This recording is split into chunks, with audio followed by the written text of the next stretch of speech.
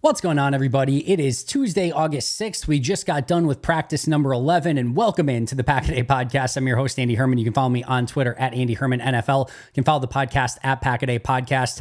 As mentioned, just got done with practice number 11. This is your quick hits episode just to kind of go over some of the key takeaways from practice today. Let's start with an injury update. A couple of really good pieces of news first. Tucker Kraft, as noted, we did find out after family night that Kraft was going to return. He got taken off of the PUP list on Monday, and he did in fact return to practice on Tuesday. No teamwork, just individual. It sounds like he's going to have a very similar ramp up period of, sort of what Zach Tom went through and continues to go through. But great to see Tucker Kraft back out on the field. And then there were some questions too about Josh Jacobs. Josh Jacobs, remember, dressed for family night, did some individual early, and then didn't do any of the team stuff and kind of sat out the remainder of practice. He was back and he did do all the team activities as well. We're going to talk more about him in just a moment, but it was great to see him back out on the field doing team activities, and he had a really nice day, which, like I said, spoiler alert, we'll talk about in just a second. We did have two new injuries, Dimitri Stanley and Rory Starkey. Stanley with a hamstring, and now these hamstring injuries are starting to pile up a little bit. Dimitri Stanley has a hamstring, Don Callis has a hamstring, Kingsley Enagbare has a hamstring, and Carrington Valentine has a hamstring. So they're starting to pile up a little bit, but Stanley's new out with a hamstring and Rory Starkey is out with a calf injury. Always, I know when, we initially hear new injuries or whatever, there's always a relief of, oh, it's not Jordan Love. It's not, Rashawn Gary. It's not Jair Alexander. Of course, understandable. I always feel, though, for guys like Dimitri Stanley and Rory Starkey, guys like this might only get one shot at this, right? There's no guarantee that Dimitri Stanley or Rory Starkey or players like that ever get another chance in the NFL. And this is their opportunity to go out and show themselves. And maybe it amounts to nothing, but maybe it amounts to the 16th man on the practice squad, which amounts to moving up the practice squad, to getting a chance on special teams, to all of a sudden, maybe breaking out in some capacity, but you don't get many opportunities. And I just hate when guys like that get there, maybe their one opportunity in an NFL training camp, and you have injuries like this happen. So hopefully Stanley and Starkey are able to get out there and back playing and practicing sooner rather than later. But those are the two new injuries. Still out, as mentioned, Don Callis with a hamstring injury, Carrington Valentine with a hamstring injury, Deslin Alexander with a lower leg injury, Kingsley Enagbare with a hamstring, Keyshawn Banks with a groin, Edgerrin Cooper with a hip injury, and Donovan Jennings with a knee injury. Meanwhile, we started with good news. We'll end with a little bit of bad-ish news. Jordan Morgan did drop out of practice, I would say maybe a quarter of the way through, and never returned. He went into the Hudson Center. I don't believe we ever saw him again. No idea, right? Not sure if it's something minor, major, in between, just dropped out, did not return. And he wasn't walking with a limp or anything like that. I have no idea even if it's a leg, who knows? I have no idea whatsoever, but he did not return to practice. Hopefully we'll find out a little bit more on that on Wednesday. And hopefully he's all good, because he had been really taking a lot of the first team reps at right guard. And then Quay Walker also did not finish practice, although per the locker room availability and Bill Huber, he said he was fine. So it sounds like there's probably no issues there with Quay Walker. All right, let's get to our three takeaways for the day. I want to start with Jordan Love. I thought Jordan Love was fantastic. And I think the beautiful thing about the way that he played, not forcing anything, taking what the defense was giving him, but the most important part of this was having solutions to pretty much everything the defense threw at him. Defense did a little bit of everything.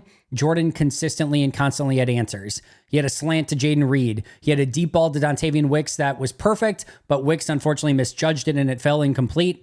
Had a play to Musgrave over the middle, even though he was pressured by Kenny Clark, and was able to get that completion in the middle of the field. He hit Romeo Doubs on a slant in stride, had an absolute dime to Christian Watson in stride.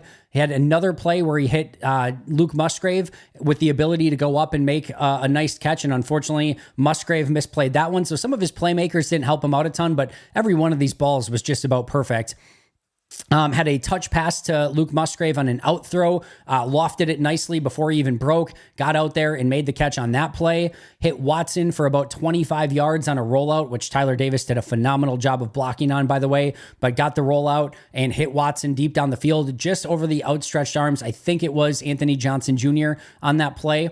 hit Dontavian Wicks leaping for a catch down the field, had a play over the middle to Romeo Doubs that unfortunately was also dropped, but he hit him in stride wide open over the middle, and then also had a check down to Marshawn Lloyd, which was the right read on that play, and unfortunately Marshawn Lloyd dropped it. So as I mentioned, you had a Lloyd drop, you had a Doubs drop, a Wicks misplay, a Musgrave drop, so it wasn't always the most perfect day from the offense overall, and his playmakers let him down on a couple different occasions. But Love just had answer after answer. And it was one of those days, if you remember, kind of back to when Love was really slinging it towards the end of the year. And just every time it left his hand, you just knew something good was going to happen. It was one of those type of days. If there was any question of, is there still some rust? It is gone. It is. He looked fantastic. And there was only one play from Jordan that I thought was, one I'm sure he'd like to have back. They're doing a period where they're backed up in their own end zone. And in order for the offense to quote unquote win the period, they need to pick up 2 first downs. And now I don't know what the blocking protection was on the play. I didn't even see how the play developed and how the sack eventually happened. But Love went back to pass, looked right.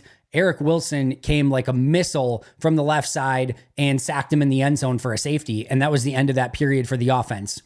So I don't know if that's on Jordan, where he needs to be cognizant of a potential blitzer, or maybe Jordan called the blitz to be picked up and somebody missed it. I have no idea. But that's the one play where you looked at it from a Love standpoint, where maybe he should have identified it sooner, but he didn't know it was coming that way for sure. He was looking right, and all of a sudden Eric Wilson was just on him in a millisecond. So don't know if that was on Love or if it was on somebody else, but that was the one play that I'm sure the offense would really like to have back, because that resulted in a safety, points for the defense, a turnover, and certainly it ended that period on a sour note, for the offense.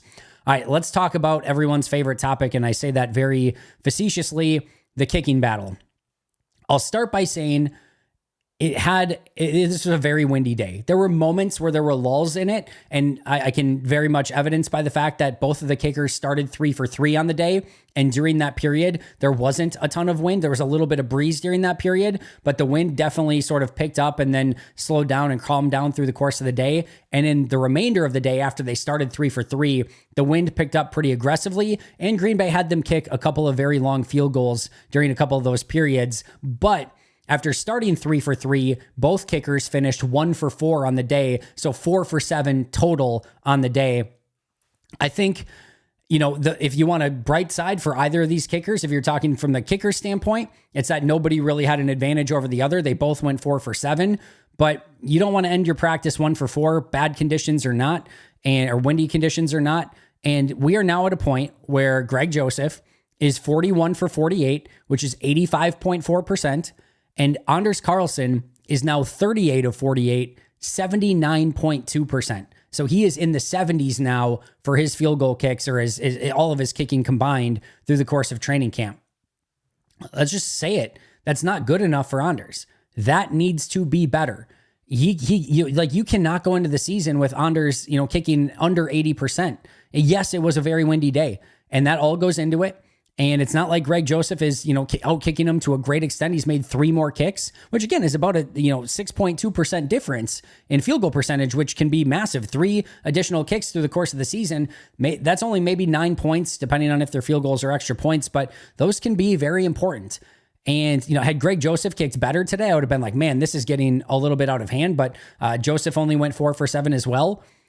It just gives you those same feelings of Green Bay's probably going to go into the season with a unsure feeling about the kicker spot. And that's not a great place to be in. It continues to be a very significant concern at the moment. And it's, again, one of those things that through the course of a game, you hope it doesn't become a problem. You hope you can kick some shorter field goals and you don't need a bunch from 45 plus, but man, you're potentially taking points off the board through the course of the year. And in a season and a bunch of games where a lot of the games are probably expected to be, 1-score games, man, can those make a huge difference. So hopefully these 2 kickers can really, sort of ramp it up from here and kick great in the preseason and show what they're capable of and have a really strong finish to camp. But right now, neither are really doing a ton to ease those concerns as you get ready for week 1 in Philadelphia, which is just about a month away at this point.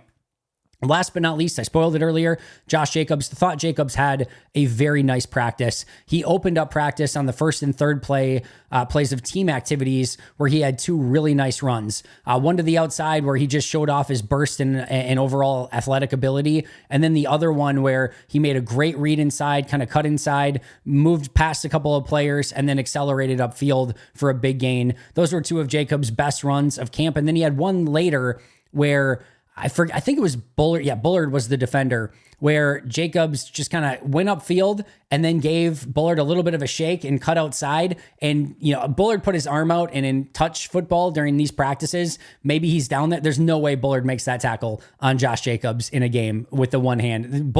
Jacobs would have ran right through it, which he did. But again, you're basically playing touch football in these practices.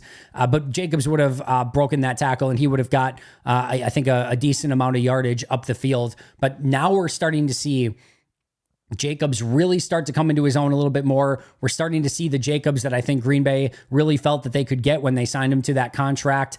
And I mentioned it after the first week. He was one of my players. I'm like, I kind of want to see a little bit more. I haven't seen any of these flashes from Josh Jacobs. Looks a little bit more like maybe the 2023 Jacobs, less than the 2022. This past week and a half, when he's been out there, I thought he's looked much, much better, much more dynamic, and much more like the Jacobs that I think a lot of us were hoping for going into this training camp and into this season. And we're starting to see him get, again, some more opportunities, and he's making the most of them. And it's been fun to watch him this past week and a half. And I think the great news here is, if there's any concern about his injuries, he looked fantastic on Tuesday. All right, that is going to do it for me today. Just to kind of recap things really, really quick. Pretty good day for the offense overall. You had those drops in a couple plays here or there that they'd like to have back. Defense made a couple plays, but I think the offense for the most part kind of got the best of them. Although at the same token, offense had trouble getting the big explosive plays and sort of the point production. Defense gave up some plays, but maybe it was more of a little bit of a bend but don't break. Overall, solid, competitive day from both sides. And then, of course, you had the rough day with the kickers in the wind, both of them missing 3 kicks and going 4 for 7 on the day. That's going to do it. I will see you guys very, very soon. I'll be back here tomorrow breaking down everything that happened at practice and any other news, notes, or transactions that take place through the remainder of the day. Until then, and until next time, and as always, go Pack Go.